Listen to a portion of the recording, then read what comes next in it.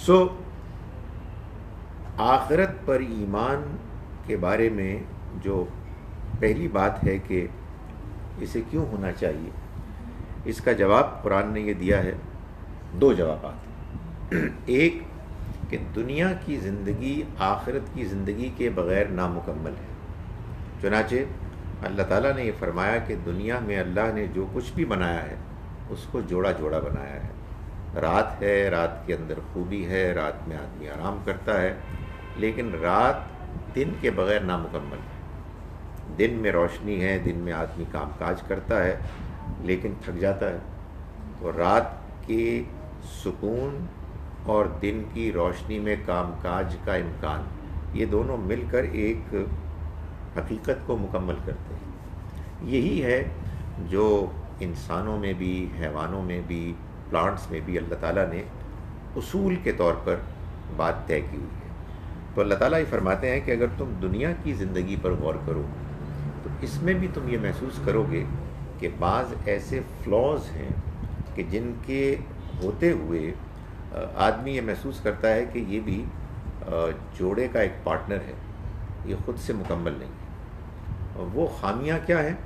ان میں ایک خامی یہ ہے کہ ہم اس دنیا میں انصاف چاہتے ہیں مگر دنیا میں ہم کو انصاف نظر نہیں آتا۔ اس کے کئی پہلو ہیں جو ہم نے ڈسکس کیے تھے۔ اسی طرح سے ہمارے اندر ایک مورل سینس ہے، ہم یہ جانتے ہیں کہ کچھ چیزیں اچھی ہیں، کچھ چیزیں بری ہیں، لیکن ہم دنیا میں یہ دیکھتے ہیں کہ جو چیزیں بری ہیں وہ پریویل کر رہی ہیں، کوئی ان کو روکنے والا نہیں ہے۔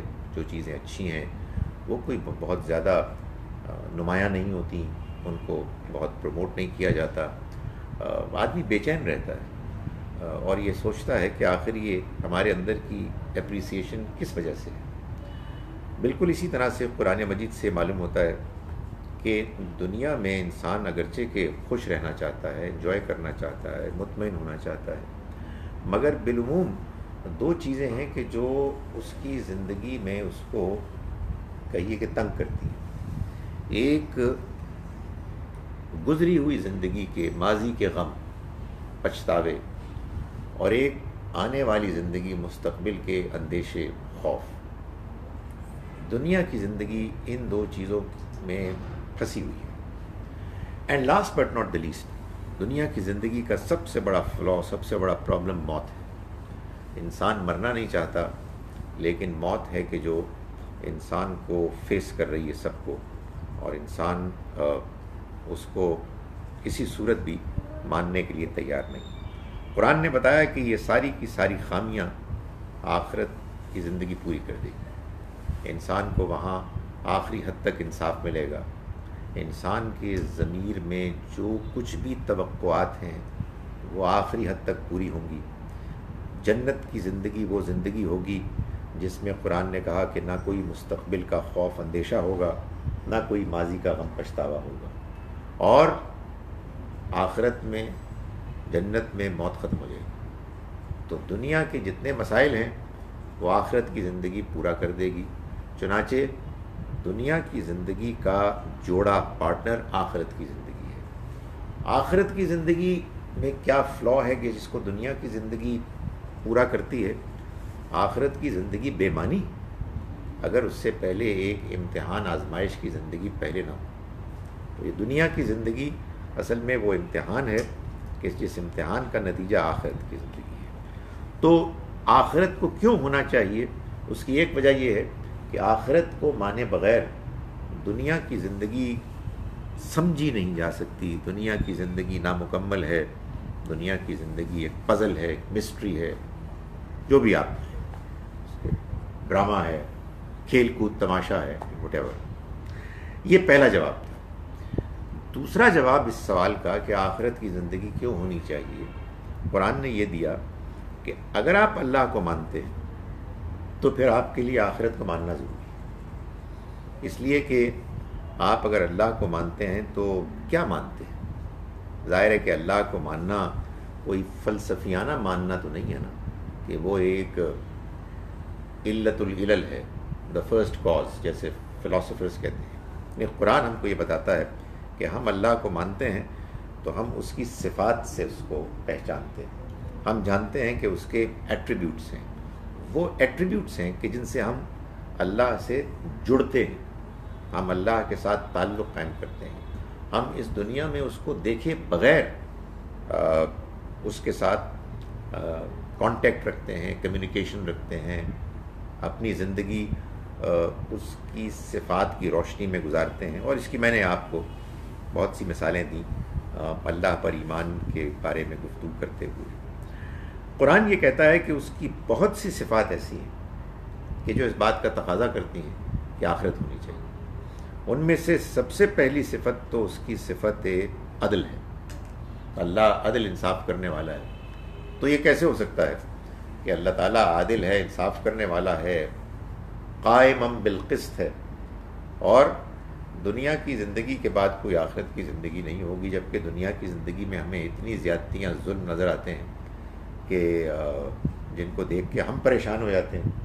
تو یہ کیسے ہو سکتا ہے کہ اللہ کے جو آخری حد تک عدل انصاف کرنے والا ہے وہ اس دنیا کی زندگی کے بعد آخرت کی زندگی کو کا ارینجمنٹ نہ کرے.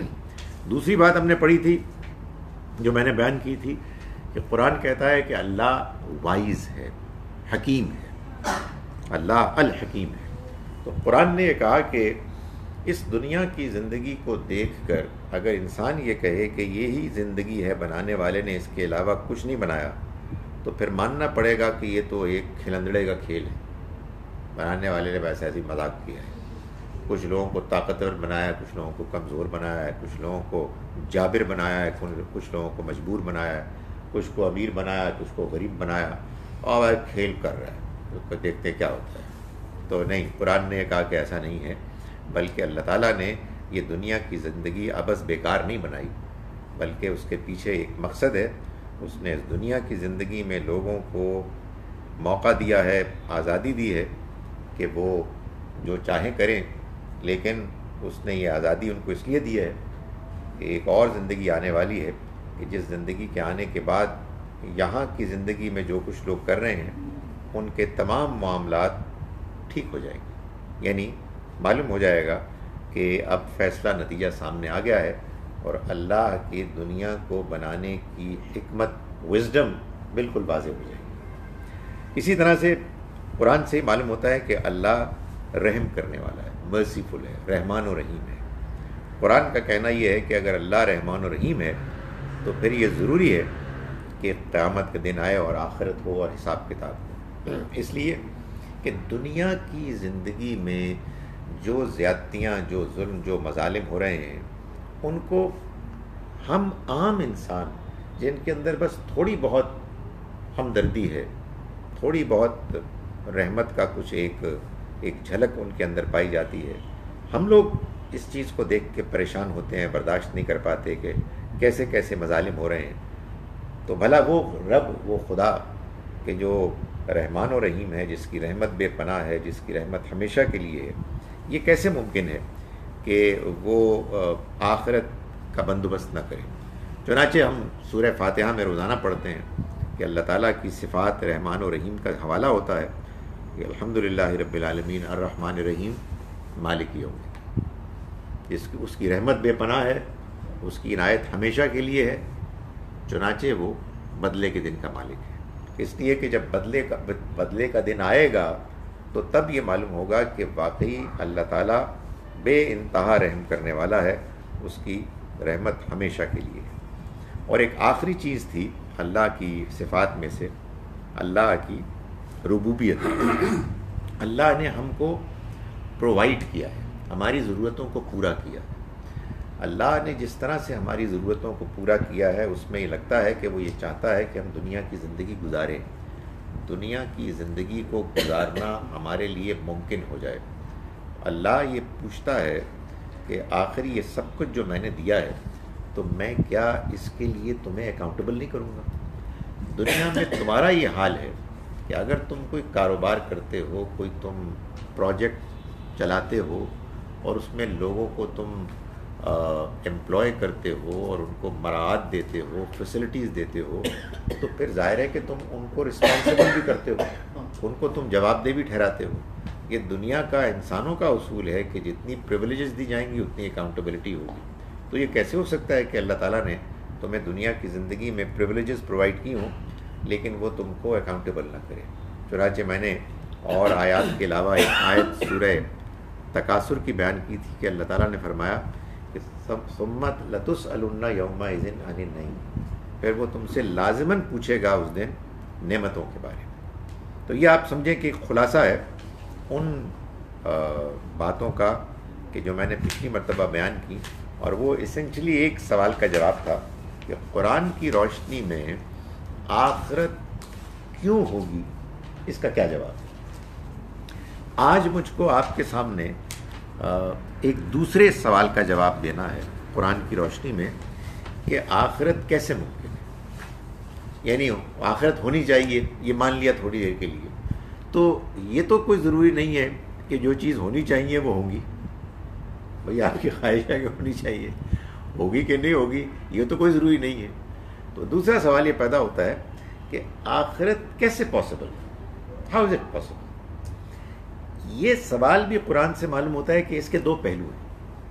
ایک پہلو یہ ہے کہ how is it physically possible, یعنی مر کے بندہ کیسے دوبارہ زندہ ہوگا، یہ کیسے ہوگا. اور دوسرا یہ کہ آخرت کی اکاؤنٹیبلٹی کو پاسبل بنانے کے لیے جو انفارمیشن درکار ہے وہ انفارمیشن کہاں سے آئے گی.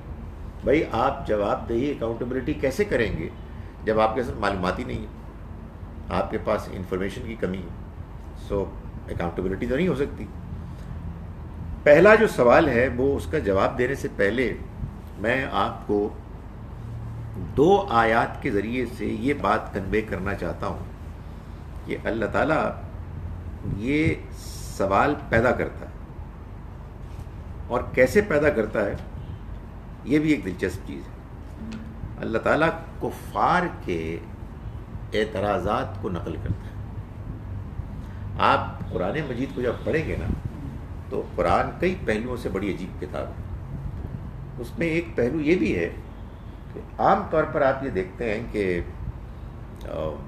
مذہب میں بھی، سیاست میں بھی اور معاملات میں بھی آپ کا ایک پوائنٹ آف ویو ہوتا ہے اور آپ کے مقابل میں، مد مقابل میں ایک دوسرا پوائنٹ آف ویو ہوتا ہے. تو آپ جب اپنی بات پیش کرتے ہیں اور اس میں آپ دوسروں کو کوٹ کرتے ہیں تو انفارچونیٹلی لوگ عام طور پر دوسروں کی بات اتنے گھٹیا طریقے سے بیان کرتے ہیں کہ سننے والا کہنے نہیں سر آپ کی بات بالکل صحیح ہے، وہ بالکل فضول لوگ. یعنی توڑ مڑوڑ کے، ڈسٹارٹ کر کے آپ اس قدر عجیب طریقے سے بات پیش کرتے ہیں کہ سننے والا کہتا رہے جی آپ کی جے زندہ باد، آپ کی بات بالکل صحیح ہے، وہ بالکل فضول لوگ. قرآن مجید میں آپ یہ دیکھیں گے کہ قرآن نے کئی جگہوں پر اعتراض کرنے والوں کے اعتراضات بیان کیے ہیں، اتنے زوردار طریقے سے کیے ہیں کہ آپ اگر ان کو پڑھ کے رک جائیں تو آپ کہیں بڑی زبردست بات کی ہے، ویری امپریسو بات تو ہے یار. یہ قرآن کرتا ہے. معلوم ہے کیوں کرتا ہے؟ تاکہ آپ نروس ہوں، تاکہ آپ کے ذہن میں سوال پیدا ہو، تاکہ آپ کنفیوزڈ ہوں اور پھر آپ کے اندر بھوک پیاس پیدا ہو کہ اس کا جواب کیا ہے. تو جب آپ کو تب جواب ملے گا تو آپ صحیح طرح سے سمجھیں گے، مانیں گے. اگر آپ نے دوسرے کا سوال ہی نہیں سنا، دوسرے کو بات ہی نہیں کرنے دی تو آپ کے اندر ضرورت کیسے پیدا ہوگی؟ پھر آپ ہوں گے صرف سنے سنائے ماننے والے، جذباتی، ٹریڈیشنل. قرآن نے یہ کمال کیا ہے کہ پہلے آپ کو بتایا ہے، ہلایا ہے کہ لوگ کیا کہتے ہیں. تو چنانچہ میں آپ کے سامنے دو پیسیجز پیش کر رہا ہوں. یہ سورہ مومنون ہے، سورہ نمبر 23. اس کی آیات ہیں، یہاں سے لیتے ہیں. ویسے تو پیچھے سے چلی آ رہی زوردار تقریر ہے، مگر کفار کی یہ تقریر ہے جو آیت نمبر 34 سے شروع کرتے ہیں. اللہ تعالیٰ کوٹ کر رہے ہیں ان کو کہ یہ پیغمبروں کے انکار کرنے والے کیا باتیں کرتے ہیں. تو وہ بات کرتے ہیں کہ وَلَئِنْ أَطَعْتُمْ بَشَرًا مِثْلَكُمْ، دیکھو اگر تم نے بات مانی ایک انسان کی اپنے ہی جیسے، انکم اذا لخاسرون، اس صورت میں تم نقصان والے ہو. کیا بے وقوفی کر رہے ہو؟ اپنے جیسا انسان یار، تمہاری جیسا انسان ہے، تم اس کی بات مان رہے ہو. ایعدکم انکم اذا متم وکنتم ترابا وعظاما، کیا یہ تم سے وعدہ کرتا ہے کہ تم جب مر کے مٹی ہڈیاں ہو جاؤ گے، انکم مخرجون، پھر تم اٹھائے جاؤ گے. ہیہاتا لما توعدون، بڑی دور کی بات ہے، بڑی دور کی بات ہے جس کا تم سے وعدہ کیا جا رہا ہے. ان ہی الا حیاتنا الدنیا، دنیا کی زندگی بس یہی زندگی ہے. نموت و نحیا، ہم اسی میں مرتے ہیں، اسی میں جیتے ہیں. وما نحن بمبعوثین، اور ہم نہیں اٹھائے جائیں. کیا زوردار تقریر ہے، یعنی اس کو آپ پڑھیں تو آپ کو ہلا دے. پھر ایسا لگتا ہے کہ ایک اپوزیشن لیڈر ہے اور زوردار طریقے سے بیان کیا. اور کیا یہ قرآن ہے، یہ اللہ کی کتاب ہے، اس کی آپ تلاوت کرتے ہیں اور اس کو تلاوت کر کے ثواب دارین حاصل کرتے ہیں. اس میں اللہ تعالیٰ یہ کفار کی تقریر بیان کر رہے ہیں. میں پھر گزارش کروں گا کہ کیوں، تاکہ اس کو پڑھ کے آپ متاثر ہوں. کیا ویسے غلطی صحیح ہے؟ تو پھر اس کا جواب کیا ہے؟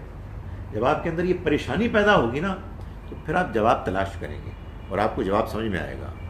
ورنہ بس ایسے ہی ہے، سنی سنائی بات ہے جو آپ نے مان لی. اسی طرح سے سورہ سبا ہے، سورہ نمبر 34، اس میں بھی اللہ تعالیٰ نے کفار کا اسی نوعیت کا ایک اعتراض بیان کیا ہے. وہ کہتے ہیں سورہ سبا کی آیت نمبر 7 اور 8.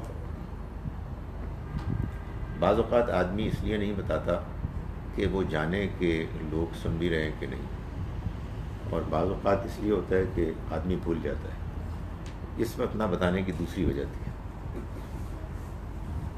تو آیت نمبر 7 میں اللہ تعالیٰ فرما رہے ہیں وَقَالَ الَّذِينَ كَفَرُوا، اور کہا ان لوگوں نے جنہوں نے کفر کیا، هَلْ نَدُلُّكُمْ عَلَى رَجُلٍ، کیا ہم تمہیں ایک ایسے شخص کے بارے میں بتائیں، يُنَبِّئُكُمْ، جو تمہیں کہہ رہا ہے، بتا رہا ہے، اذا مزقتم کل ممزق، جب تم گل سڑ کے ہڈیاں ریزہ ریزہ ہو جاؤ گے، انکم لفی خلق جدید، تو تم دوبارہ ایک نئی تخلیق کی صورت میں پیدا کیے جاؤ گے.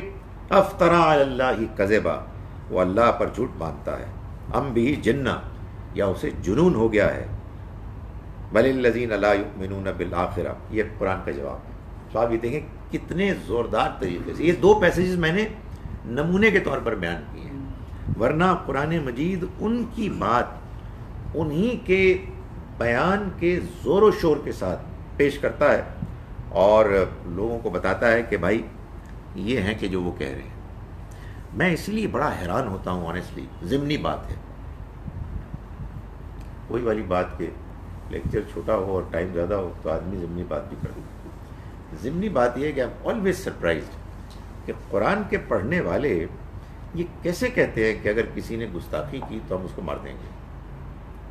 بھائی اس کو آپ پڑھیں تو آپ کو یہ معلوم ہوگا کہ وہ تلاوت میں آپ کو بتا رہے ہیں کیا کیا گستاخیاں ہوئی ہیں، تاکہ آپ کو سمجھ میں آئے، آپ خود پریشان ہوں، آپ ہلیں، آپ پوچھیں کہ جواب کیا ہے. یہ قرآن نے کیا ہے. تو اب میں آپ کو بتا دوں قرآن نے جواب کیا دیا ہے.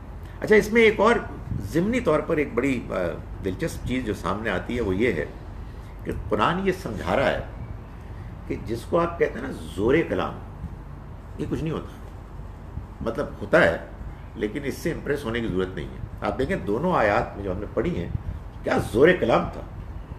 بلکہ سچی بات یہ ہے کہ قرآن کے بیان سے بعض اوقات یہ بات بھی معلوم ہوتی ہے کہ جو سچائی ہوتی ہے، سچائی بالکل سادہ ہوتی ہے اور اس کے لیے آپ کو بہت زیادہ زور لگانے کی ضرورت نہیں ہوتی. لیکن اگر آپ کی بات کچھ کمزور ہے تو پھر آپ کو شور مچانے کی ضرورت ہے، آپ کو گلا پھاڑنے کی ضرورت ہے، آپ کو ایسا انداز اختیار کرنے کی ضرورت ہے جس میں ڈرامہ بازی ہے.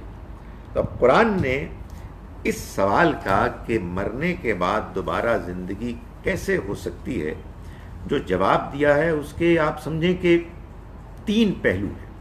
قرآن کے جوابات بکھرے ہوئے ہیں. ایک پہلو یہ ہے کہ اللہ تعالیٰ فرماتے ہیں کہ موت کے بعد دوبارہ زندہ ہونے کے بارے میں تمہیں شبہ ہے، اپنے آپ کو دیکھو. چنانچہ یہ جو سوال کا جواب دیا ہے اللہ نے، یہ دیا ہے سورہ، مثال کے طور پر، میں یہ نہیں کہہ رہا صرف یہیں دیا، اور جگہوں پر کئی جگہوں پہ دیا ہے، مثال کے طور پر سورہ یونس میں سورہ نمبر 10 آیت نمبر 4 میں دیا ہے۔ اس میں اللہ تعالیٰ فرماتے ہیں ورس 4 میں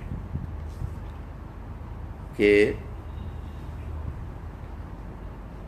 انہو الیہ مرجعکم جمیعا، اسی کی طرف تم سب کو لوٹنا ہے، سب کے سب کو، وعد اللہ حقا، یہ اللہ کا سچا وعدہ ہے۔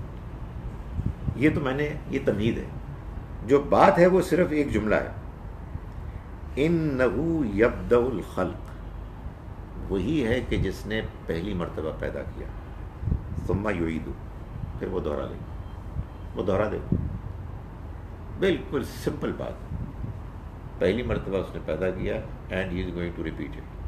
سو what is this all fuss about? کیا مسئلہ کیا ہے؟ جو پہلی مرتبہ پیدا کر سکتا ہے اس کو دوبارہ پیدا کرنے میں مسئلہ کیا ہوگا؟ آپ اتنا شور کیوں مچا رہے ہیں؟ آپ اپنی تخلیق کو نہیں جانتے۔ یہ ہے جس کو میں کہتا ہوں کہ سمپل مگر کنونسنگ۔ اسی بات کو قرآن مجید نے ایک اور جگہ بیان کیا ہے، کئی جگہ بیان کیا ہے، میں صرف ایک اور چیز بیان کر رہا ہوں، اس سے میں ایک اور فائدہ ڈرائیو کرنا چاہتا ہوں۔ یہ ہے سورہ طٰہٰ، سورہ نمبر 20 ورس 55۔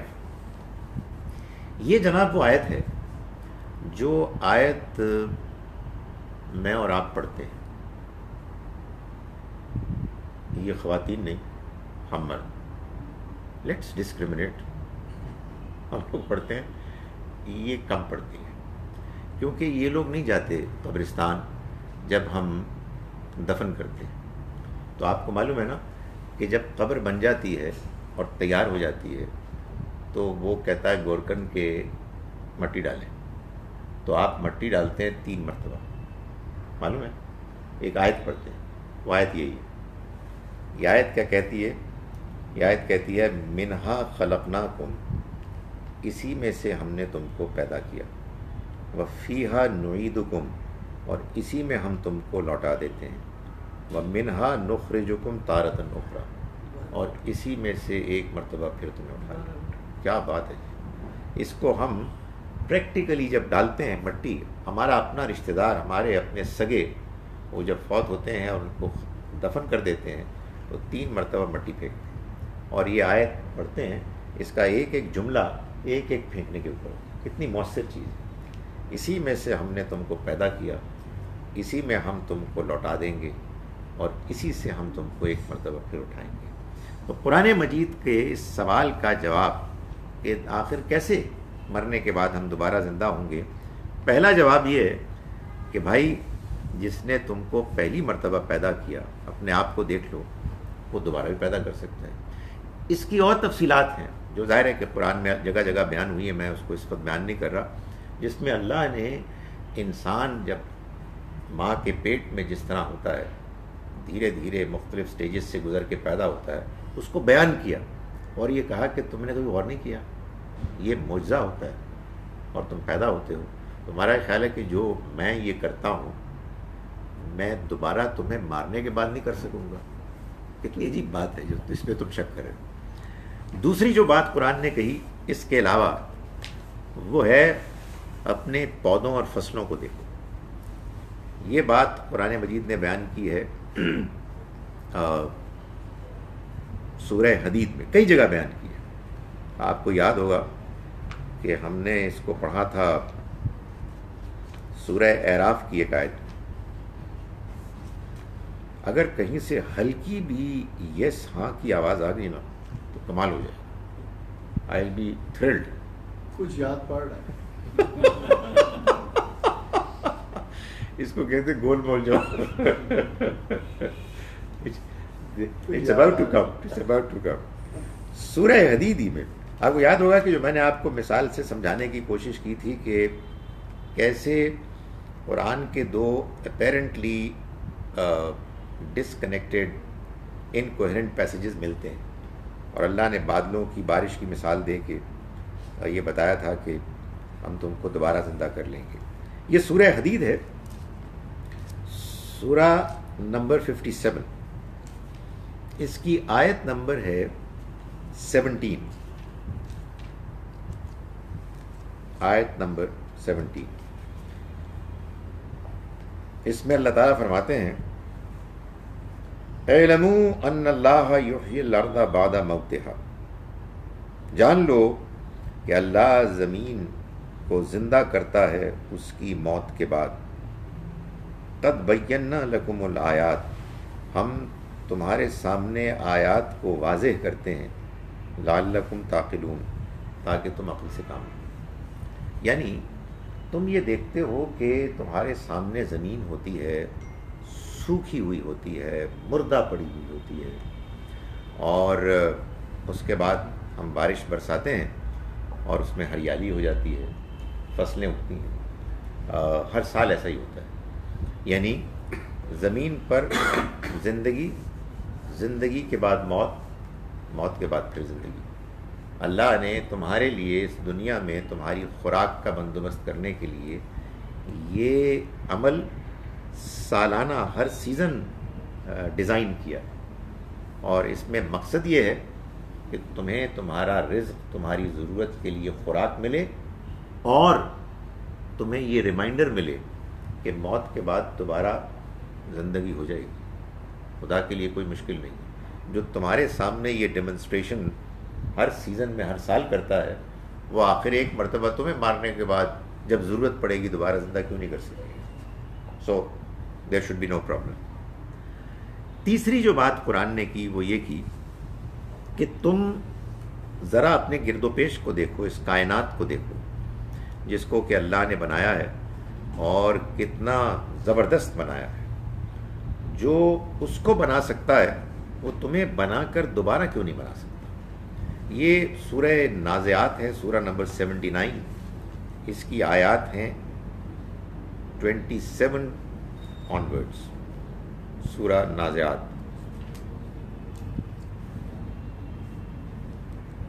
سورہ نمبر 79، 27 onwards، یعنی 27 to 33۔ اللہ تعالیٰ کا ارشاد ہے کہ اَأَنْتُمْ أَشَدُّ خَلْقًا أَمِ السَّمَاءُ، کیا تم بنانے میں زیادہ مشکل ہو یا آسمان؟ بناہا، اس نے اس کو اٹھایا، رفع سمکہا، اس نے اس کی چھت بلند کی، فسواہا، اور اس کو فنشنگ ٹچز دیے، اس کا تسویہ کیا، وَأَغْطَشَ لَيْلَهَا، اور اس کی رات سے اس کو ڈھانک دیا، وَأَخْرَجَ ضُحَاهَا، اور اس کے دن کو روشن کر کے اس کو نمایاں کیا، وَالْأَرْضَ بَعْدَ ذَلِكَ دَحَاهَا، اور زمین کو اس کے بعد اس نے ہموار کر دیا، أَخْرَجَ مِنْهَا مَاءَهَا وَمَرْعَاهَا، اس نے نکالا اس سے اس کا پانی اور اس کا چارہ، وَالْجِبَالَ أَرْسَاهَا، اور پہاڑ اس نے ان کو گاڑ دیا، مَتَاعًا لَكُمْ وَلِأَنْعَامِكُمْ، تمہارے اور تمہارے چوپایوں کی ضرورت پورا کرنے کے لیے۔ یعنی کہنے کا مقصد یہ ہے کہ اللہ نے اس دنیا کو تمہاری ضرورت کے لیے ایسا شاندار بنایا ہے، اور اس میں اس کا ڈیزائن، اس کا زور، اس کی قدرت سب کا مظاہرہ ہو رہا ہے، تو کیا تم بنائے جانے میں زیادہ مشکل ہوگی دوبارہ؟ سو یہ اس ایک سوال کا جواب دیا کہ آخر مرنے کے بعد دوبارہ زندگی ممکن کیسے ہے۔ دوسرا سوال یہ ہے کہ یہ اکاؤنٹیبلٹی کیسے ہوگی؟ آخر اللہ انسانوں کو جواب دہی کے لیے کیسے انفارمیشن پرووائڈ کرے گا؟ اس میں جو قرآن مجید نے جوابات دیے ہیں ان میں ایک جواب تو بڑا obvious ہے، اور وہ ہے کہ اللہ کا علم مکمل ہے، اللہ سب کچھ جانتا ہے۔ اس وجہ سے جب اللہ کو یہ ضرورت پیش آئے گی کہ وہ لوگوں کا حساب کتاب کرے تو اسے کہیں جانا نہیں پڑے گا، وہ خود سے ان کے معاملات کو جان لے گا۔ اس کو یعنی اللہ نے اپنے علم کو ایسے بیان کیا ہے، وَعِندَهُ مَفَاتِحُ الْغَيْبِ، اور اس کے پاس غیب کی دنیا کی کنجیاں ہیں. غیب یعنی ان سین ورلڈ، جس کو ہم نہیں جانتے، اس کے پاس اس کی کنجی ہے.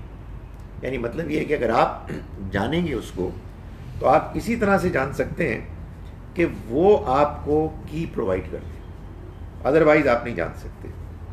لا یعلمها الا ہو، کوئی نہیں جانتا ان کو سوائے اس کے. وَيَعْلَمُ مَا فِي الْبَرِّ وَالْبَحْرِ، وہ جانتا ہے سب کچھ جو خشکی میں، زمین میں ہے، جو سمندر میں ہے. وَمَا تَسْقُطُ مِن وَرَقَةٍ إِلَّا يَعْلَمُهَا. دنیا میں بہت سارے لوگ فلسفی ایسے ہیں جن کا یہ خیال ہے کہ اللہ تعالیٰ جانتا ہے اور موٹا موٹا علم رکھتا ہے، اس کو تفصیلات سے کوئی دلچسپی نہیں ہے، نہ اس سے واقف ہے. وہ اس نے اپنے کارندوں کو، اپنے اسسٹنٹس کو ان کے حوالے کیا ہوا. اللہ تعالیٰ فرماتے ہیں کہ وما تسقط من ورقۃ، کوئی پتا نہیں ٹوٹ کر گرتا کسی ویرانے میں، الا یعلمھا، مگر وہ اس کو بھی جانتا ہے.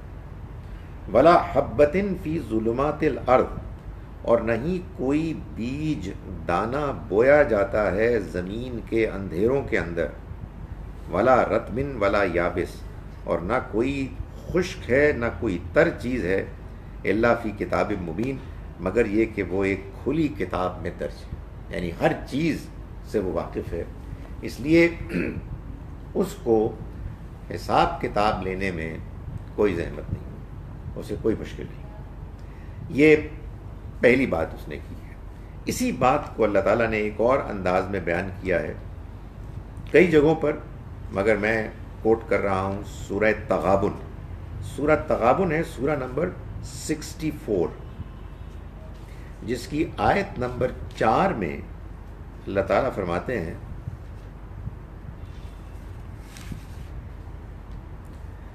یعلم ما فی السماوات والارض، وہ جانتا ہے جو کچھ بھی آسمانوں میں ہے اور جو کچھ زمین میں. وَيَعْلَمُ مَا تُسِرُّونَ وَمَا تُعْلِنُونَ، اور وہ جانتا ہے جو کچھ بھی تم چھپا کے کرتے ہو اور جو تم اعلانیہ کرتے ہو. وَاللَّهُ عَلِيمٌ بِذَاتِ الصُّدُورِ، اور اللہ سینوں کے بھیدوں سے بھی واقف ہے، سینوں کے رازوں سے بھی واقف ہے. اس کا ایک تجربہ کرنا ہو آپ نے، یا آپ کا یہاں ایکسپیرینس ہی ہوتا ہے، جو امید ہے انشاءاللہ، اللہ سے دعا ہے، ہم سب دعا کرتے ہیں کہ آج کل کی راتوں میں ہمیں اس کا تجربہ ہو. ہوتا کیا ہے، یہ لیلۃ القدر اور قیام لیل کیا ہے اصل میں، اس کا الٹیمیٹ کلائمیکس کیا ہے کہ آپ کو کچھ لمحات ایسے مل جائیں کہ جس میں آپ یہ محسوس کریں کہ آپ اپنے دل میں اللہ کو پا رہے ہیں، یو آر ٹاکنگ ٹو ہم. ایک عجیب سی کیفیت ہو جاتی ہے، وہ کیفیت ناقابل بیان ہے. آدمی محسوس کرتا ہے کہ جیسے میں اس کے سامنے ہوں، اس نے دروازہ کھول دیا. یہ قرآن میں وہ بہت بیان کرتا ہے کہ بھائی وہ سینوں کے بھیدوں سے واقف ہے، وہ ہر چیز سے واقف ہے. وَنَحْنُ أَقْرَبُ إِلَيْهِ مِنْ حَبْلِ الْوَرِيدِ، ہم تو اس کی شہرت سے بھی زیادہ قریب ہیں. تو یہ ایک اپنے بارے میں انفارمیشن پرووائڈ کرتا ہے کہ جب اکاؤنٹیبلٹی کا پروسیس آئے گا اور حساب کتاب کرنے کی ضرورت پیش آئے گی تو اس کو کوئی بندوبست لمبا چوڑا کرنے کی ضرورت نہیں ہے. لیکن اس کے ساتھ اس نے کچھ اور بھی بندوبست کیے ہوئے. بندہ پوچھے کہ سر کیوں کیے آپ نے، آپ تو سب کچھ جانتے ہیں. تو اس کا جواب شاید یہ ہے کہ جو اللہ تعالیٰ نے انسانوں کو سکھایا ہوا ہے، لاء میں بتایا جاتا ہے، پولیٹیکل سائنس میں بتایا جاتا ہے کہ justice should not only be done but should appear to have been done. یعنی انصاف صرف ہونا ہی نہیں چاہیے بلکہ نظر آنا چاہیے کہ انصاف ہو رہا ہے. مطلب ایک انصاف تو یہ بھی ہو سکتا ہے، اللہ میاں کہے کہ میں کہہ رہا ہوں ٹھیک ہے، آئی ایم دا جج، بیسٹ جج، کر لو جو کرنا ہے. مگر وہ اس کے ساتھ ساتھ وہ بندوبست بھی کرے گا کہ justice should appear to have been done. چنانچہ وہ یہ کہتا ہے سورہ حامیم سجدہ میں، یہ سورہ نمبر 41 ہے، اگرچہ کہ یہی بات اس نے سورہ یاسین میں بھی کہی ہے کہ اللہ تعالیٰ قیامت کے روز انسانوں کے جسم کے اعضاء کو، لمز آف دا باڈی، ان کو بھی یہ حکم دے گا کہ وہ انسانوں کے خلاف گواہی دیں جو انہوں نے حرکتیں کی ہوں گی۔ وہی اعضاء جن کو کہ استعمال کیا گیا ہوگا، انہی اعضاء کو کہا جائے گا کہ ذرا آپ ان کے بارے میں ایویڈنس پرووائڈ کریں۔ چنانچہ سورہ حامیم سجدہ کی آیت نمبر 20 ہے، جس میں اللہ تعالیٰ فرماتے ہیں حتیٰ اذا ما جاؤہا، قیامت کے دن کا ذکر ہے۔ فرمایا کہ اللہ کے دشمن جب وہ آ جائیں گے اس کے پاس، اپنی سزا کے منظر کے پاس، تو شہد علیہم سمعہم و ابصارہم و جلودہم، گواہی دیں گے ان کے خلاف ان کے کان، ان کی آنکھیں اور ان کی جلدیں، بما کانوا یعملون، ان کے اعمال کے بارے میں۔ وقالوا لجلودہم، اور وہ کہیں گے اپنی جلدوں سے، لما شہدتم علینا، یہ تم کیوں ہمارے خلاف گواہی دے رہے ہو؟ قالوا، تو وہ کہیں گے، انطقنا اللہ، ہمیں بولنے کی صلاحیت گویائی دی اس اللہ نے، الذی انطق کل شیء، جس نے دنیا میں ہر بولنے والی چیز کو بولنے کی صلاحیت دی۔ وہو خلقکم اول مرہ، اور اس نے تم کو پیدا کیا پہلی مرتبہ، وإلیہ ترجعون، اور اسی کی طرف تم لوٹائے جاؤ گے۔ یعنی مطلب یہ ہے کہ اسے یہ اس فیسلٹی کو ممکن بنانے میں کوئی مشکل پیش نہیں آئے گی، وہ ان کو حکم دے گا اور ہو جائے گا۔ آج تو خیر ہمارے لیے یہ جاننا ویسے بھی کوئی مسئلہ نہیں ہے، معلوم ہوتا ہے کہ ہر چیز ریکارڈ ہو رہی ہے۔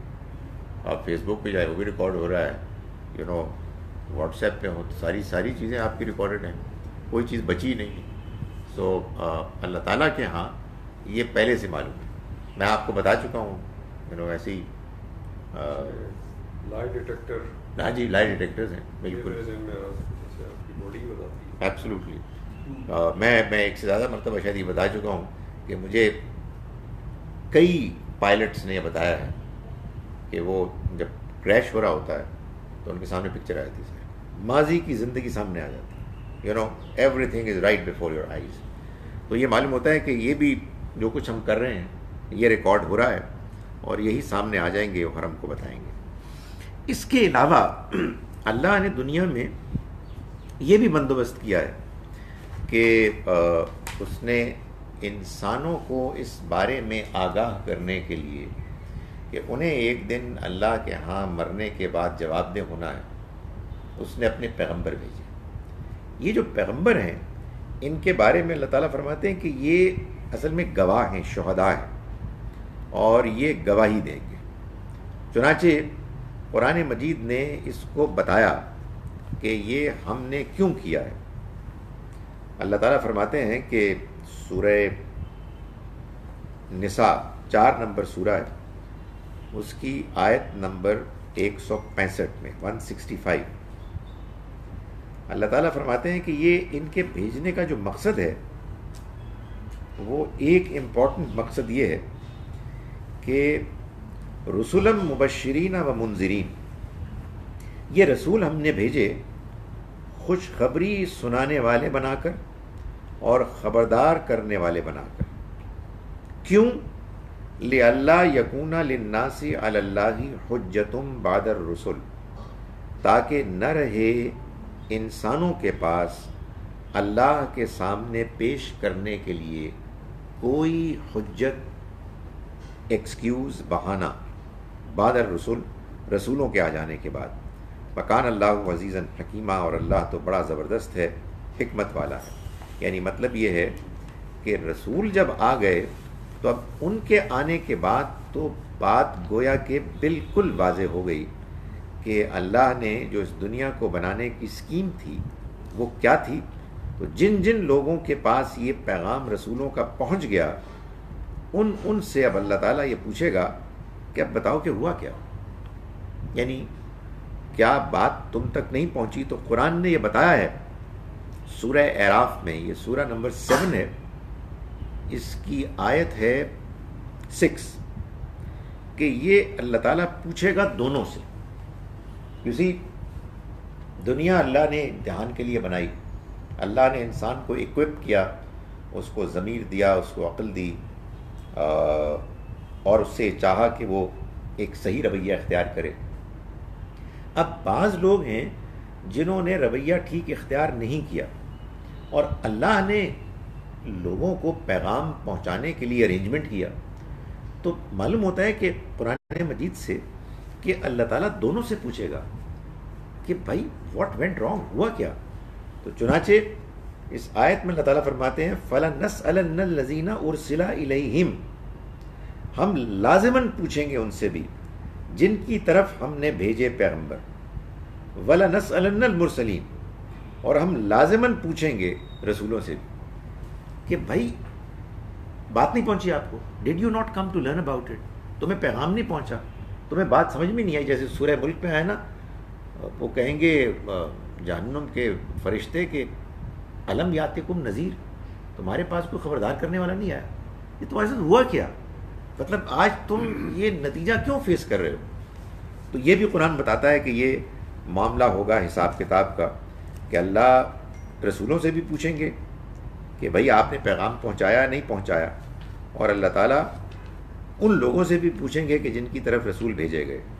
چنانچہ قرآن مجید یہ بات کرتا ہے سورہ نساء میں، سورہ نمبر 4 میں، آیت نمبر 41 میں، 41 میں، نبی اکرم صلی اللہ علیہ وسلم کو خطاب کر کے کہ فَكَيْفَ إِذَا جِئْنَا مِنْ كُلِّ أُمَّةٍ، کیسا عجیب دن ہوگا وہ جب ہم ہر امت کے سامنے بشہیدن، ایک گواہ کھڑا کریں گے. وَجِئْنَا بِكَ عَلَىٰ هَٰؤُلَاءِ شَهِيدًا، اور اے پیغمبر ہم آپ کو ان کے سامنے گواہ بنا کے کھڑا کریں گے.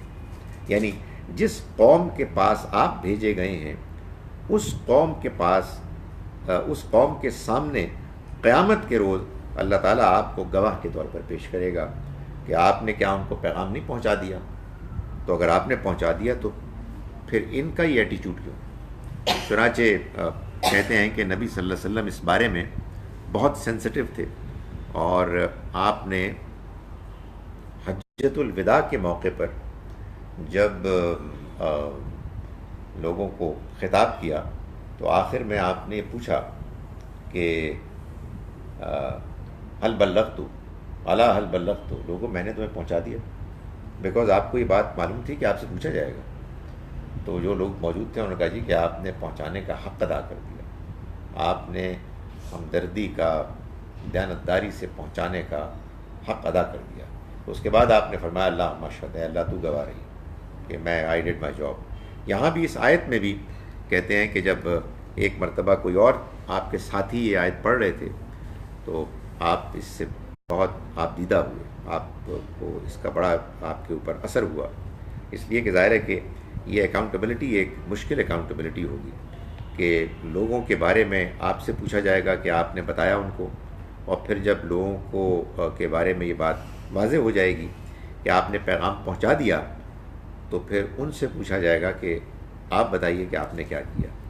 ایگزیکٹلی یہی معاملہ ہوگا سب پیغمبروں کے ساتھ، سب پیغمبروں کے ساتھ. قرآن مجید نے اس میں خاص طور پر ذکر کیا ہے مسیح علیہ السلام. اس کی وجہ یہ ہے کہ مسیح علیہ السلام کے ماننے والے دنیا میں بہت ہیں، اور مسیح علیہ السلام کا جو پیغام ہے وہ بہت زیادہ بگڑا ہے.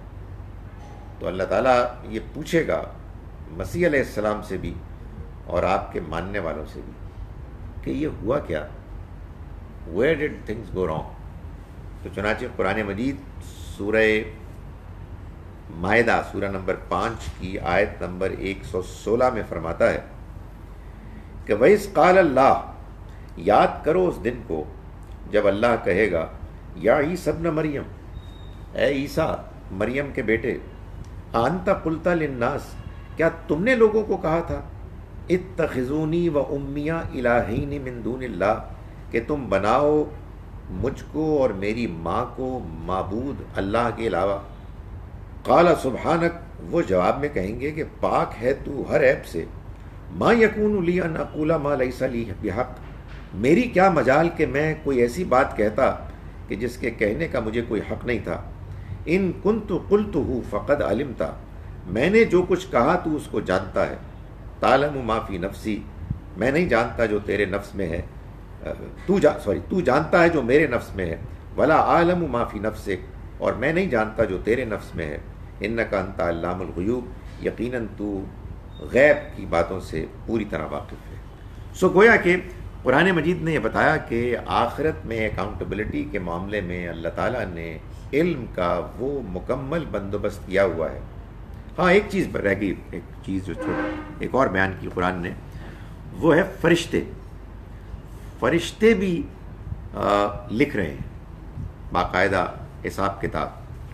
سو یہ سورہ قاف ہے، سورہ نمبر 50، اس میں ورسز 17 اور 18 میں اللہ تعالیٰ فرماتے ہیں کہ ما یلفظ من قول الا لدیہ رقیب عتید، کہ وہ کوئی بات نہیں کرتے مگر یہ کہ 2 تیار فرشتے ان کو لکھ رہے ہوتے ہیں۔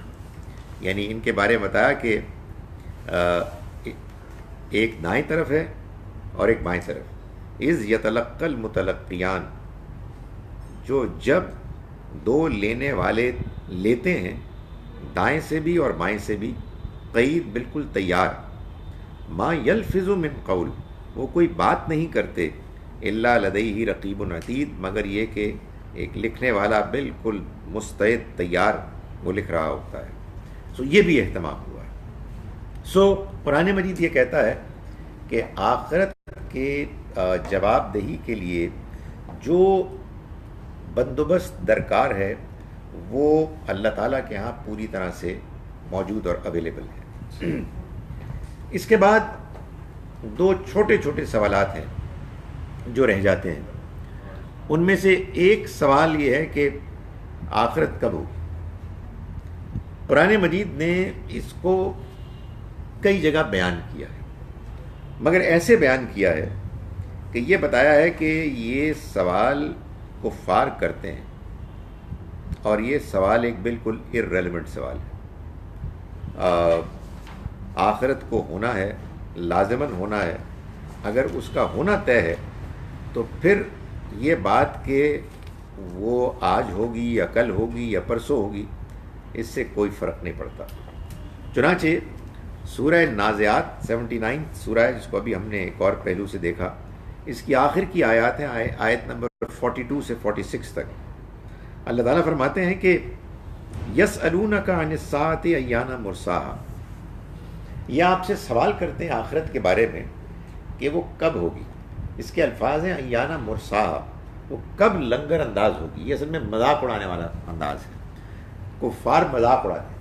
وجہ کیا ہے؟ وہ کہتے تھے کہ تم ہمیں ڈراتے ہو کہ آخرت ہوگی اور ہم تمہارے خیال میں برے کام کر رہے ہیں، مارے جائیں گے، ہوا تو کچھ بھی نہیں ہے، کئی سالوں سے تم یہی رٹ لگائی ہوئی ہے تم نے، اینڈ نتھنگ ہیز ہیپن، ہم اسی طرح سے مزے میں ہیں، زندگی ہماری ٹھیک گزر رہی ہے۔ تو کہتے ہیں کہ وہ تمہارا جو جہاز آنا تھا وہ کہاں پھنس گیا ہے، ایانہ مرسا، کب آ کے لنگر انداز ہوگا۔ اس کے جواب میں اللہ تعالیٰ فرماتے ہیں کہ فیما انت من ذکرہا، اے پیغمبر آپ کا اس کے ذکر سے کیا تعلق، یعنی آپ کا یہ کام ہے ہی نہیں کہ آپ اس کی ڈیٹ بتائیں۔ آپ بتائیں کہ اس نے منڈے کو آنا ہے، ٹیوزڈے کو آنا ہے، دسمبر میں آنا ہے، جنوری میں آنا ہے، 2018 میں آنا ہے، 2028 میں آنا ہے، یہ آپ کا کام ہی نہیں ہے۔ آپ کا کام کیا ہے؟ ورنہ فرمایا اس کے جواب میں کہا الی ربک منتہا، تمہارے رب ہی کی طرف اس کا پورا علم ہے، وہی جانتا ہے، کوئی اور نہیں جانتا۔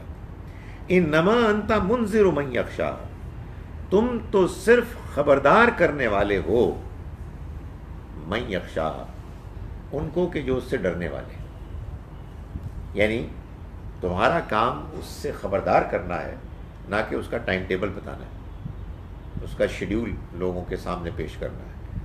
تم لوگوں کو سمجھاؤ، ان کو خبردار کرو، باقی اس کو کب آنا ہے اس کا فیصلہ اللہ کرے گا۔ آخری آیت میں فرمایا کأنہم یوم یرونہا، البتہ یہ جان لو کہ جس دن وہ اس کو دیکھ لیں گے، یہ انکار کرنے والے، مذاق اڑانے والے، تو ان کو یہ خیال ہوگا لم یلبثوا الا عشیۃ او ضحاہا، کہ جس دنیا کی خاطر انہوں نے آخرت کو نظر انداز کیا، اس دنیا میں وہ نہیں رہے سوائے ایک صبح کے یا ایک شام کے، ایسے ان کو خیال ہو۔ یہ بات تو آج ہم بھی جانتے ہیں، ایک زندگی ہم نے گزار لی، لیکن سچی بات ہے اب ہم دیکھتے ہیں ماضی کو، معلوم ہے کہ چٹکی میں گزر گئی۔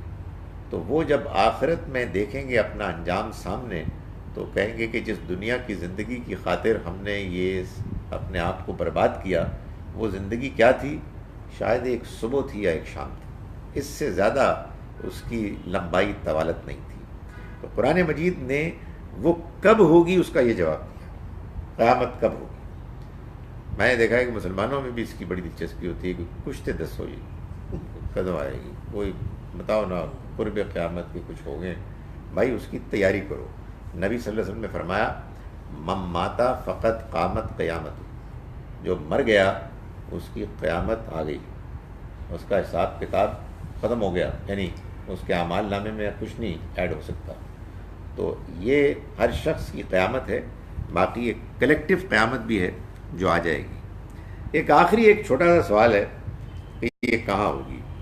یہ قرآن نے اس طرح تو نہیں بیان کیا کہ کسی نے اس کا سوال کیا، قرآن مجید نے بس اس کا ایک حوالہ دے دیا۔ اس میں ایک جو دلچسپ چیز ہے وہ یہ ہے کہ ہمارے ہاں بڑے بڑے جو ذہین لوگ ہیں، جو ایتھیسٹس ہیں، آج کل تو ایتھیزم کی زیادہ چل رہی ہے نا دکان، ایوولوشن اور بگ بینگ پہ۔ ہمارے پچھلی صدی کا، ہمارے زمانے کا، بچپن کا جو تھا بڑا انٹلیکچوئل، وہ تھا برٹرنڈ رسل، وہ بھی ایتھیسٹ تھا۔ تو وہ مختلف پہلوؤں سے مذاق اڑاتا تھا۔ تو ایک جو پہلو تھا اس کا مذاق اڑانے کا وہ یہ تھا کہ یار کیا تم باتیں کر رہے ہو، خدا کی بڑا حکیم ہے، بڑا زبردست ہے، ایک پدی سی تمہاری ایک چھوٹی سی دنیا ہے جس میں زندگی ہے، باقی اتنا کھنڈر اس نے بنایا ہوا ہے، بیکار، ایبسولوٹلی یوز لیس، اور تم کہتے ہو بڑا حکیم۔ بڑی زوردار تقریر ہے بھائی، ایک دنیا اتفاق سے بن گئی ایسے ہی، باقی یہ ساری دنیا تو اس میں تو کوئی حکمت نظر نہیں آ رہی، جدھر جاؤ کھنڈر ہی کھنڈر ہے۔ تو شاید اللہ میاں نے برٹرنڈ رسل کی اس بات کو پریمپٹ کیا اور اس کا جواب دیا ایک بس چھوٹی سی آیت میں، سورہ ابراہیم کی یہ آیت نمبر 48 ہے، 48، جس میں اللہ تعالیٰ یہ بتاتے ہیں کہ یوم تبدل الارض غیر الارض، جس دن یہ زمین ایک دوسری زمین کی شکل میں بدل جائے گی، والسماوات، اور یہ آسمان۔ معلوم ہوتا ہے کہ یہ جو دنیا ہے نا، یہ آپ کے ارد گرد یہی سٹیج ہے آخرت، اسی میں جنت، اسی میں جہنم ہوں گے، اور یہ بہت وسیع ہے۔ اور یہ بہت وسیع کیوں ہے؟ اس لیے کہ بہت زیادہ انسان دنیا میں پہلے بھی آ چکے ہیں، ابھی بھی موجود ہے، اور آئندہ بھی آئیں گے۔ تو سب کو اکاموڈیٹ کرنا ہے نا، تو سب کو اکاموڈیٹ کرنے کے لیے پہلے سے زمین تیار کی گئی ہے۔ آپ سمجھیں کہ یہ ڈی ایچ اے اور بحریہ ٹاؤن کی فائلیں ہیں، پلاٹس ہیں، اس میں مکان بننے ہی بننے ہیں۔ تو اس نے پہلے اس ایریے کو ایئر مارک کیا ہوا ہے، باقی جب دن آ جائے گا اس دن وہ حکم دے گا اور یہ سب کنورٹ ہو جائیں گی، اور پھر وہ زندگی شروع ہوگی کہ جس میں یہ ساری کی ساری ایگزسٹنس ایک دوسری شکل اختیار کر لے گی اور دوسری زندگی کے معاملات چل پڑیں گے۔ تو یہ ہاؤ کا جواب تھا جو ہم نے آج ڈسکس کیا۔ اس میں دھمکی یہ ہے کہ اگر کوئی سوال نہیں ہوئے تو اگلا لیکچر شروع ہو جائے گا، یہ بڑی امپورٹنٹ چیز ہے، تو اس لیے بہت ضروری ہے کوئی ڈسکشن شروع ہو جائے۔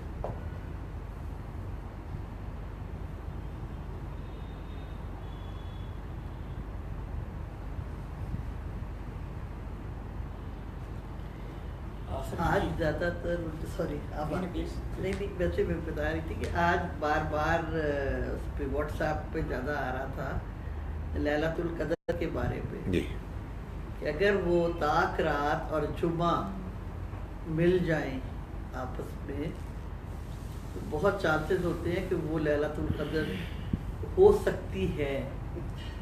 Double bonus. دیکھیے میں آپ کوئی روایت ہے؟ میں یہی کہنے والا تھا کہ میں آپ کو بتا چکا ہوں کہ دین تو ایک ہی جگہ سے ہم کو ملا ہے. باقی لوگوں کے اپنے خیالات تجربات ہیں، سن لیا کریں، اور سننے کے بعد خاموش رہنا چاہیں خاموش رہیں، مسکرانا چاہیں مسکرا دیں، اور اگر کوئی تبصرہ کرنا ہے کر دیں، لیکن کوئی اس کی اہمیت نہیں.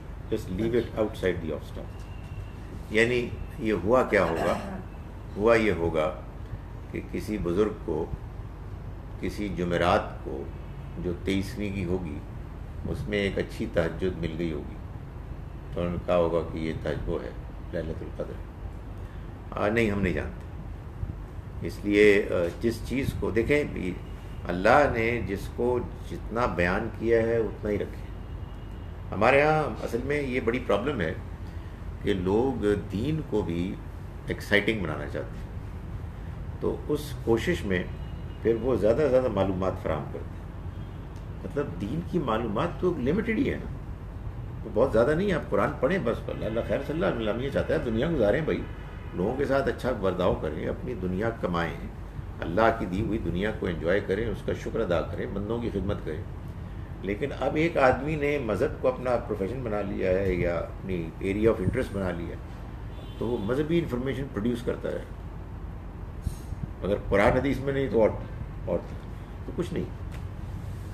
اچھی بات ہے کسی کو اس کا تجربہ ہوا، لیکن جس بات، میں دو باتیں کہتا ہوں، جس بات مذہبی دینی بات کے ساتھ نبی صلی اللہ علیہ وسلم کا نام نہیں ہے بھائی وہ سن لیں، اور نام ہے اور ریفرنس نہیں ہے تو ان کا ہی پہلے ریفرنس رکھو. اس لیے کہ ایسی سنی سنائی باتوں کو نہیں اہمیت دی. بات ہے کہ لوگ بہت ایکسائٹنگ بنا دیتے جی، تو پھر ایک بھیجتا ہے واٹس ایپ پہ سب سے آنے شروع ہو جاتے ہیں. ایک قیامت کے حوالے سے نا بڑی ایکسائٹمنٹ کریٹ کرنے کی کوشش کی جا رہی ہے غزوہ ہند کے حوالے سے. وہ کدھر سے آیا ہے؟ دیکھیں، دو امکانات ہیں.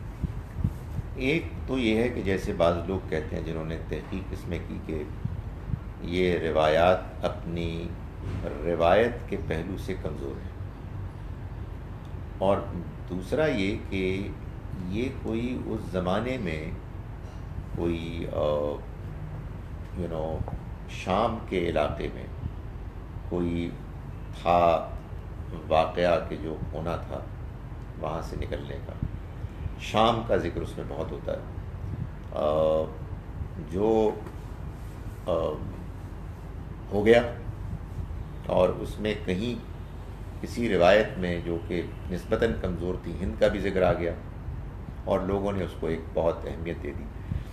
گزارش یہ ہے کہ مستقبل میں اللہ تعالیٰ جو واقعات بھی رونما ہو رہے ہیں ان میں کیا یہ نہیں چاہے گا کہ ہم مسلمان اس کے بتائے ہوئے دین شریعت کے مطابق عمل کریں؟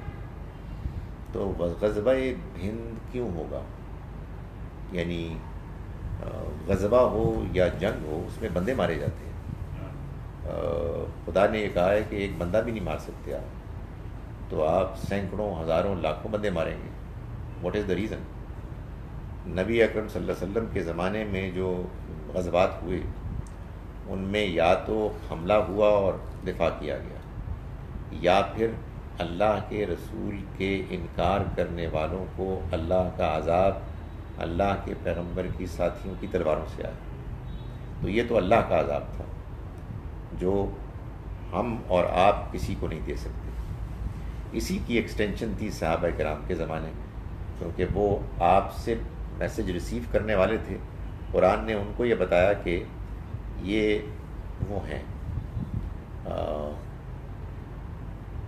امتم وسطا، درمیان کی امت، لتکونوا شہداء علی الناس، تاکہ تم لوگوں پر گواہ ہو جاؤ. یہ بہت مشکل ہو گیا ہے لوگوں کو سمجھانا کہ نبی صلی اللہ علیہ وسلم کی زمانے کے واقعات کو آپ جب اپنی زندگی میں اپلائی کرتے ہیں تو یہ دیکھ لینا چاہیے کہ کون سی چیزیں ہیں کہ جو اپلیکیبل ہیں اور کون سی چیزیں ہیں کہ جو اپلیکیبل نہیں ہیں.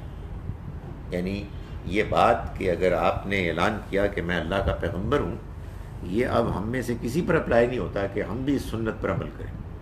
نہیں، کوئی نہیں کر سکتا، آپ ہی تھے اور کوئی نہیں.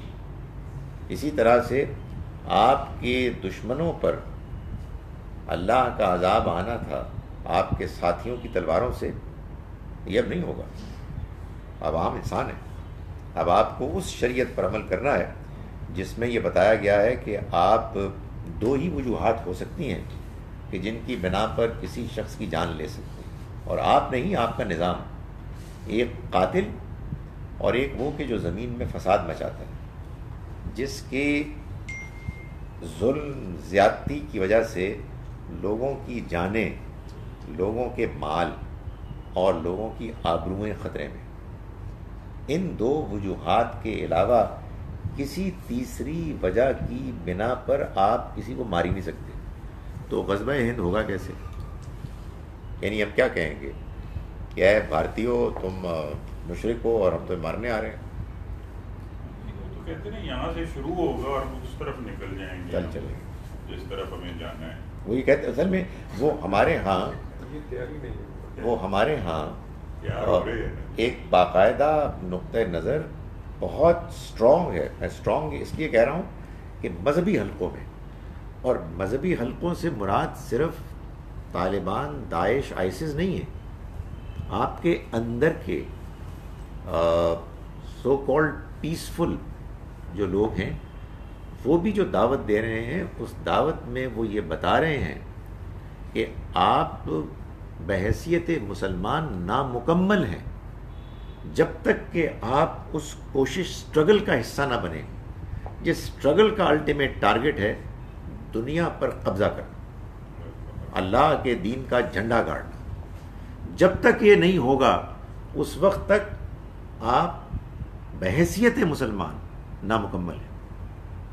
سو جس کو کہتے ہیں نا غلبہ دین، اقامت دین، اور پوری دنیا پر اللہ کے دین کو یعنی غالب کرنا، یہ ہمارے یہاں لوگوں کا مشن ہے.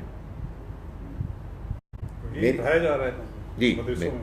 میری زندگی کا مقصد تیرے دین کی سرفرازی، میں اسی لیے مسلمان، میں اسی لیے نمازی. ایک جوش پیدا ہو جاتا ہے. یہ جو ہماری طرح کے لوگ ہوتے ہیں ایسی بورنگ باتیں کرتے ہیں، ان کو نہیں کوئی سنتا.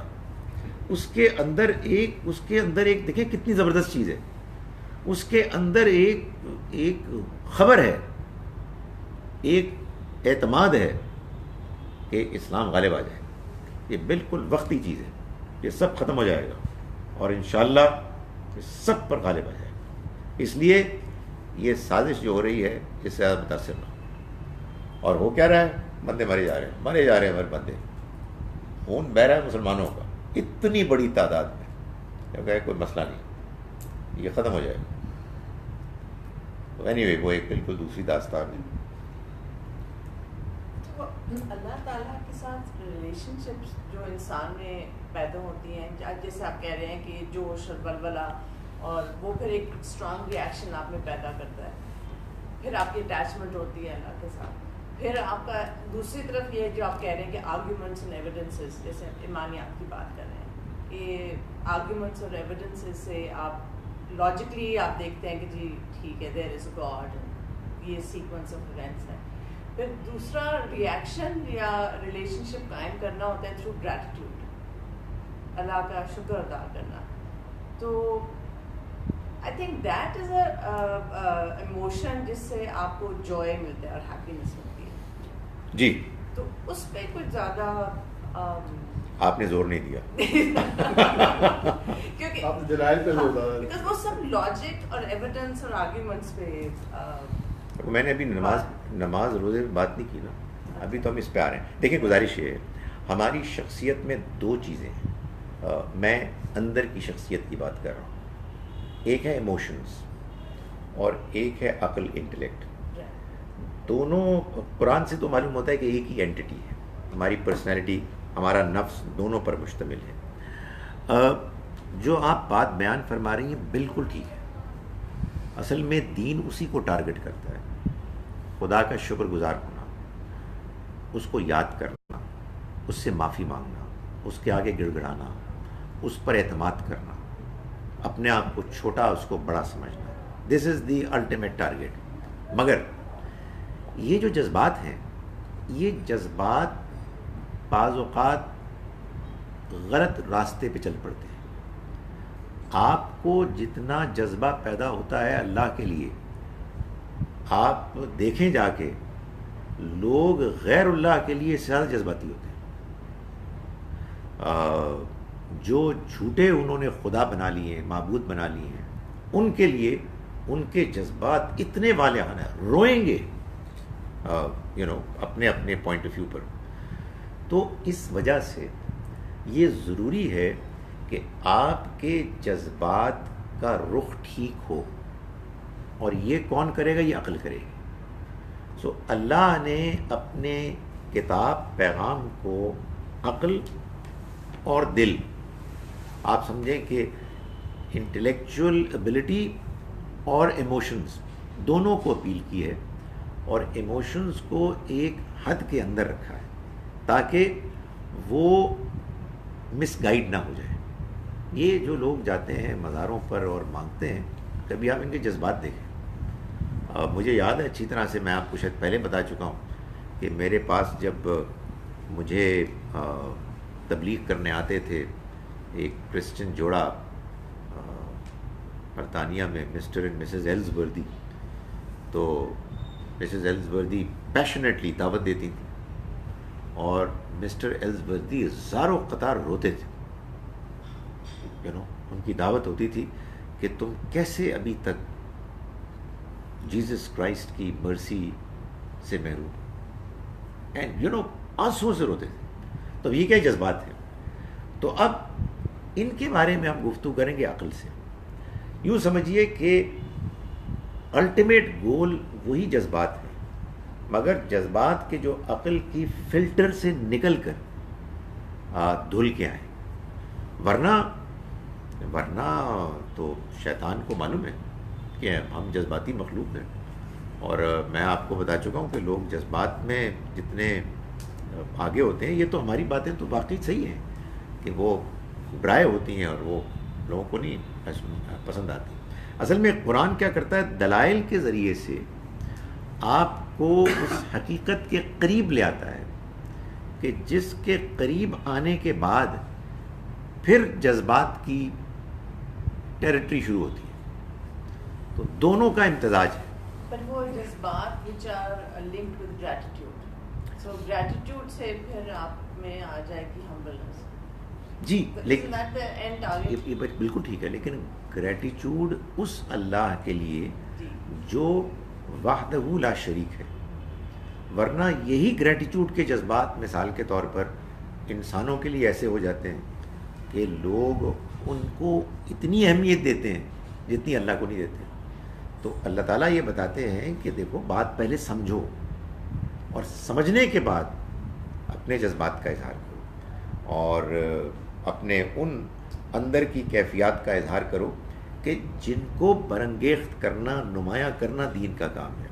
میں اسی لیے بار بار کہتا ہوں کہ یہ جو ہمارے ہاں سٹوریز ہیں یا ایگزیجریشن ہے، اس سے ڈرنا چاہیے، اس لیے کہ یہ اپیل کرتے ہیں آپ کو بہت. آدمی بہت ان سے متاثر ہوتا ہے، اور آپ ایک مرتبہ متاثر ہو گئے اور آپ نے عقل کو ایک طرف رکھا، تو اس کے بعد آپ عقل کی بات سننے سے گریز کریں گے.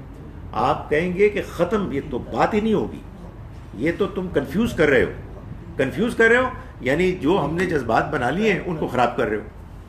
تو یہ اصل میں آزمائش ہے. اللہ نے ہم کو جس آزمائش میں ڈالا ہے اس میں ہمیں ان دونوں کے درمیان ایک بیلنس کی ضرورت ہے. آپ کچھ کہنا چاہتے تھے پر رک گئی آپ. میں ایکچولی نکلنا چاہتا تھا. میں آخر کے حوالے سے صرف ایک سوال پوچھنا چاہوں گا کہ آخری پارے میں آخرت کی ڈسکرپشن بڑی فزیکل اور کیٹیکلزمک ہے. اس کو آپ سمجھتے ہیں کہ لٹرلی لینا چاہیے یا یہ more of a figurative descriptive concept ہے؟ ایک چکر باز استاد کی طرح میں یہ کہتا ہوں کہ اس کا جواب اگلی کلاس میں ملے گا، یعنی وہ آ رہا ہے، تاکہ آپ آئیں. مگر اس کا جواب ہے خود بتایا قرآن نے کہ یہ میٹافوریکل ہے بتایا، لیکن وہ مجھے کچھ تفصیل سے، یعنی اگلا جو ہے نا وہ آنا پھر بھی پڑے گا. آگے تو عید ہے، عید کے بعد ہوگا. آگے جو میرا لیکچر ہے نا آگے کا، اس کا عنوان ہے the question about the life hereafter that still remain. 4 کا جواب دے دیا لیکن ابھی سوال رہتے ہیں، تو میں نے اپنی طرف سے 6 سوال اور پیدا کیے ہیں، اور میں آپ لوگوں کو انوائٹ کرتا ہوں کہ آپ مزید پوچھیں، کہ میں یہ کہہ رہا ہوں کہ اگر ان 6 سوالوں کے جواب نہ دیے گئے تو بات تو مکمل نہیں. اگر آپ چاہیں تو میں سوال کمپنی کی مشہوری کے لیے سوال میں پیدا کرتا ہوں. سوال یہ ہے نمبر 1 کہ کیا is it true that all non Muslims are hell bound? تمام غیر مسلم جہنم میں جائیں گے، پہلا سوال. دوسرا سوال، کیا یہ بات صحیح ہے کہ سارے مسلمان جنت میں جائیں گے؟ دوسرا سوال. تیسرا سوال یہ ہے کہ خدا خود ہدایت دیتا ہے، خود گمراہ کرتا ہے کہ سانو فرما رہا ہے کہ تم جہنم میں جاؤ گے، جنت ہی جاؤ گے، ایک ہی چکر ہے. چوتھا سوال آپ کا، جنت جہنم کیا ہے؟ ہمیں تو سمجھ نہیں آتی. ناروے والا کہتا ہے مجھے سایہ سمجھ میں نہیں آتا، میں تو ویسے ٹھنڈ لگتی ہے، میں پہلی سردی سے مر رہا ہوں، آپ کہہ رہے سائے ہوں گے. تو یہ کیا ہے؟ جو وہاں ہے مالدیو میں کہتا ہے ہمارا آئی لینڈ ڈوب رہا ہے، آپ کہتے ہیں وہاں نہریں ہوں گی، تو ہمیں تو پانی سے ویسی پرابلم ہے. تو یہ کیا چکر ہے؟ یہ چوتھا سوال ہے. 5واں سوال ہے کہ یہ ہمیشہ کی جہنم سمجھ میں نہیں آتی، ہمیشہ کی جہنم نہیں سمجھ میں آتی، انفینٹی، یہ کیا چکر ہے؟ اور چھٹا یہ ہے کہ سر جی آپ میں شیطان کو ہمارے پیچھے چھوڑا، وہ ہمیں ورگلاتا ہے، ہم خراب ہوتے ہیں، آپ کہتے ہیں تم کیوں خراب ہو رہے ہو.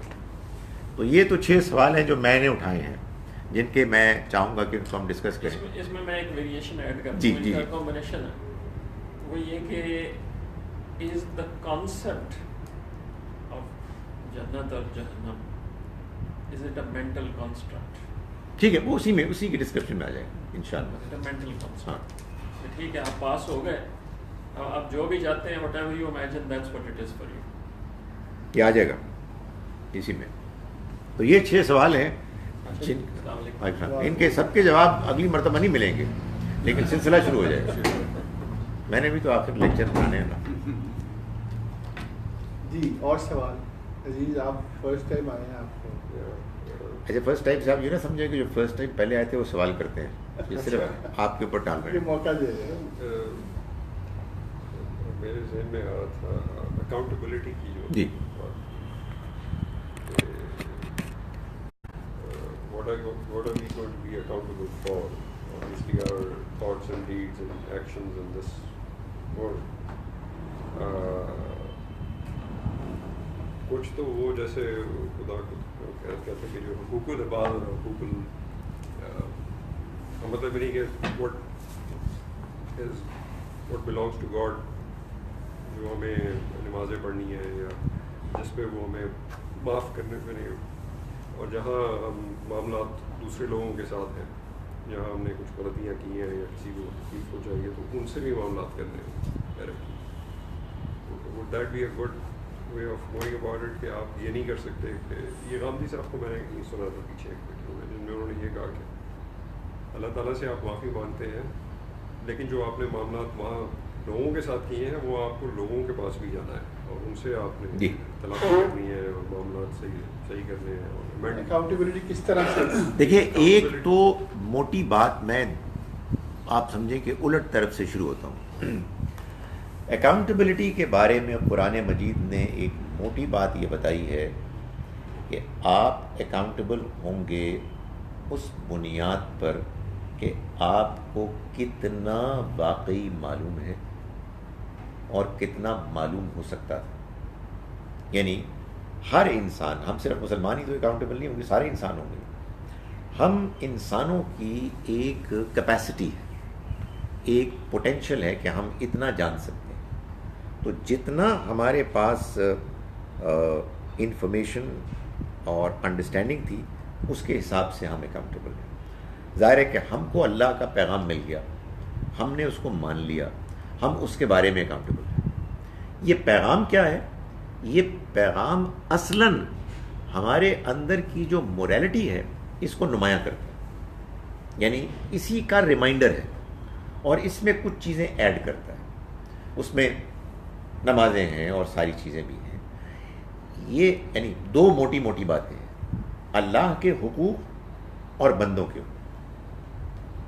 اس میں جو ہمارے ہاں ایک بات مشہور ہو گئی، وہ اگین آگے اس کی ڈسکشن میں ڈیٹیل میں کروں گا، ایک غلط فہمی پر مبنی ہے۔ دیکھیں، قرآن نے یہ کہا ہے کہ اللہ کسی چیز کو بھی معاف کر سکتا ہے، لیکن وہ شرک کو معاف نہیں کرے، اور شرک کا کوئی تعلق بندوں کے ساتھ زیادتی سے نہیں۔ ایک بندہ جاتا ہے بت خانے میں، پوچھتا ہے، آ جاتا ہے، باقی لوگوں کے ساتھ اچھا ہے۔ یہ جو ہمارے ہاں بات مشہور ہو گئی کہ اللہ اپنے تو حقوق کو پامال کرنے کے جو بھی جرم ہیں ان کو معاف کر دے گا، لیکن بندوں کے ساتھ زیادتی معاف نہیں کرے گا، اصل میں اس کا مطلب یہ ہے کہ اگر ہم نے خدا کے حقوق کے ساتھ زیادتی کی اور بندوں کے حقوق کے ساتھ زیادتی کی، دونوں کیس میں ہمیں توبہ کرنی اور اللہ سے معافی مانگنی۔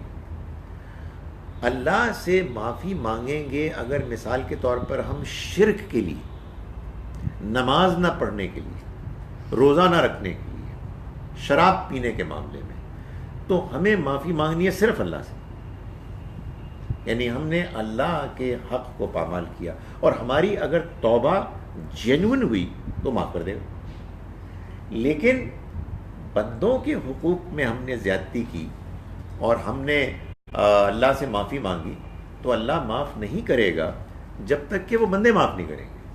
مطلب یہ تو کوئی بات نہ ہوئی نا کہ آپ ایک بندے کا لیپ ٹاپ چوری کر کے گھر میں بیٹھے ہوئے ہیں اور اللہ میاں سے سجدہ کر کے معافی مانگ رہے ہیں اور لیپ ٹاپ کو استعمال کر رہے ہیں۔ نہیں، آپ اس کو واپس کریں اور اس سے معافی مانگیں کہ یار آئی ایم ریئلی سوری، یار میری زیادتی ہوگی، میں بڑا ٹیمپٹ ہو گیا تھا۔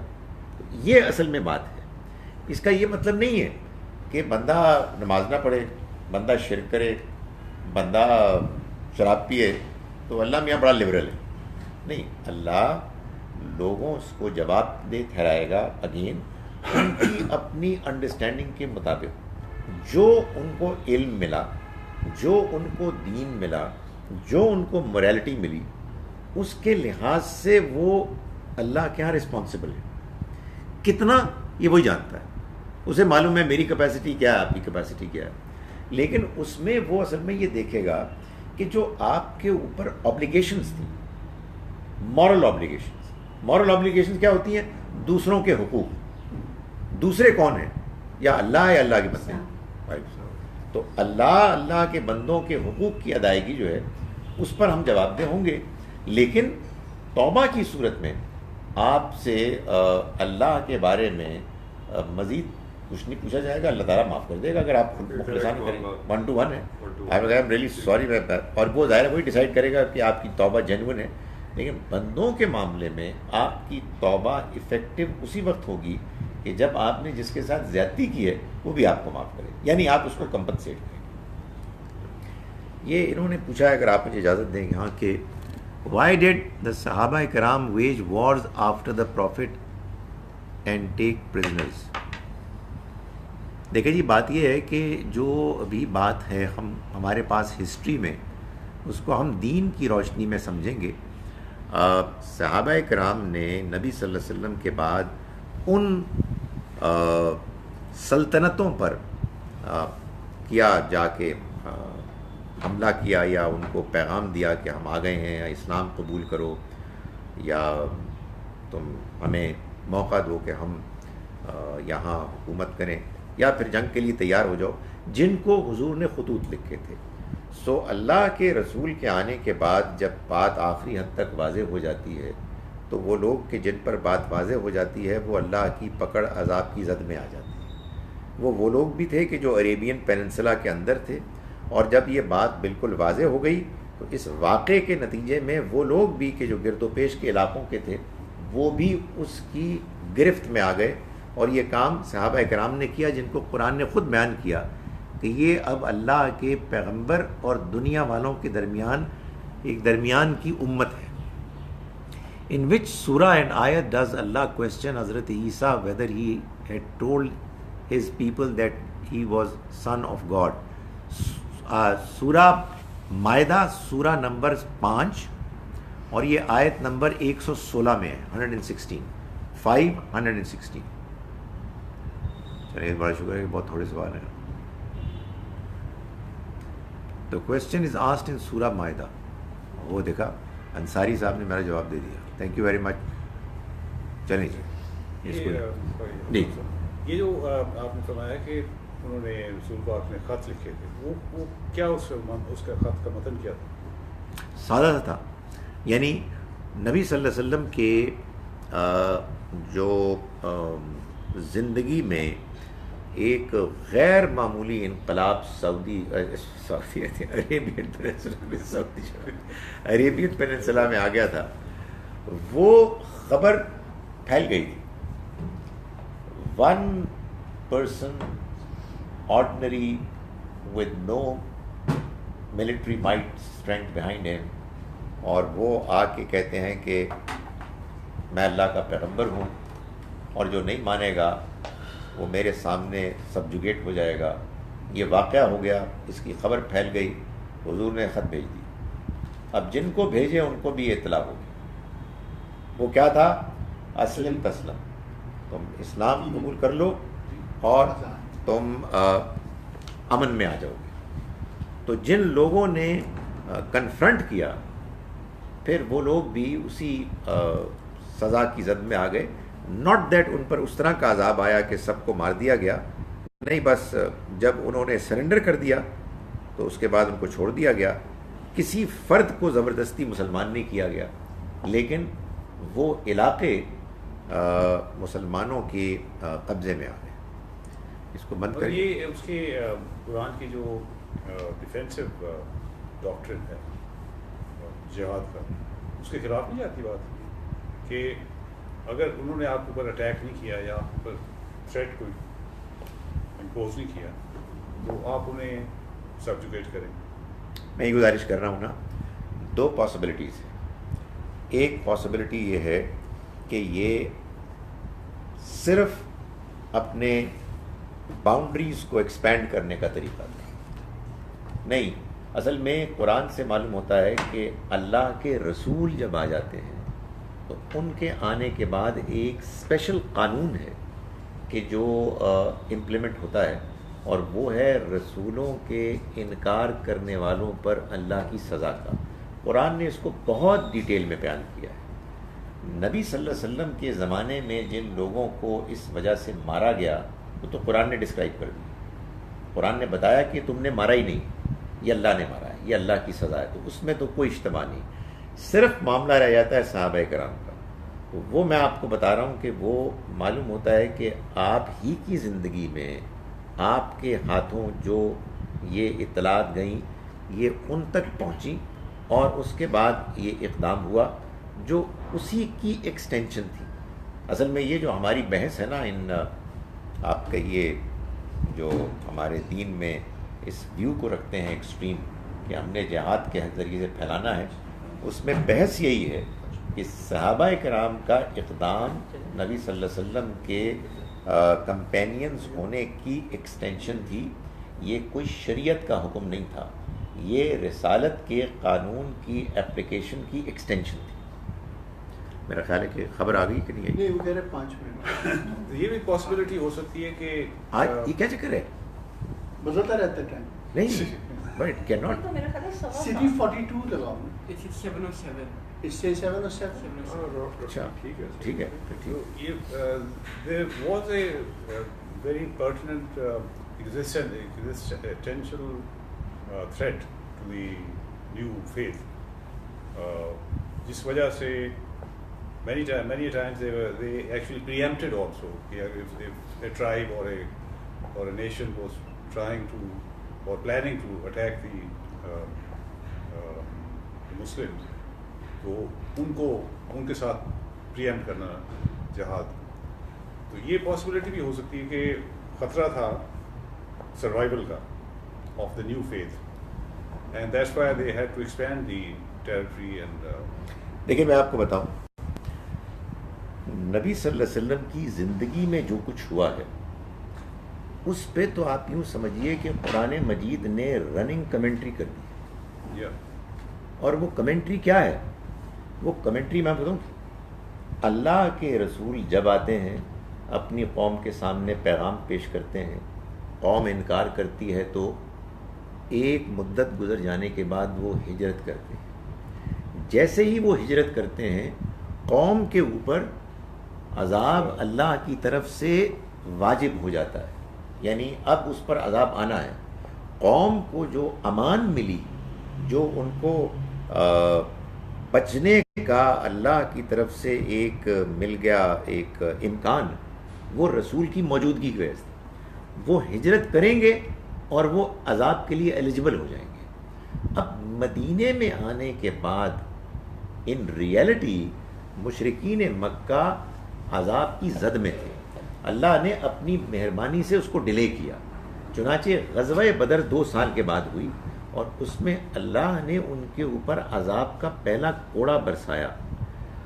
قرآن کی روشنی میں ہم ان واقعات کو دیکھیں گے.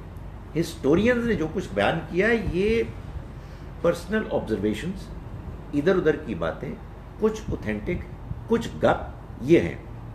ہم قرآن کی روشنی میں اس کو دیکھیں گے. مثال کے طور پر میں آپ کو یہ بتاؤں کہ قرآن میں جو غزوہ بدر کے شروع کے واقعات بیان ہوئے ہیں وہ، اور جو ہسٹری میں بات عام طور پر آپ سنتے ہیں کہ مسلمان ادھر جا رہے تھے ابو سفیان والے قافلے کی طرف، تو ادھر سے ان کو خبر مل گئی کہ مکے والوں کو، اور وہ تیاری کے ساتھ آ گئے.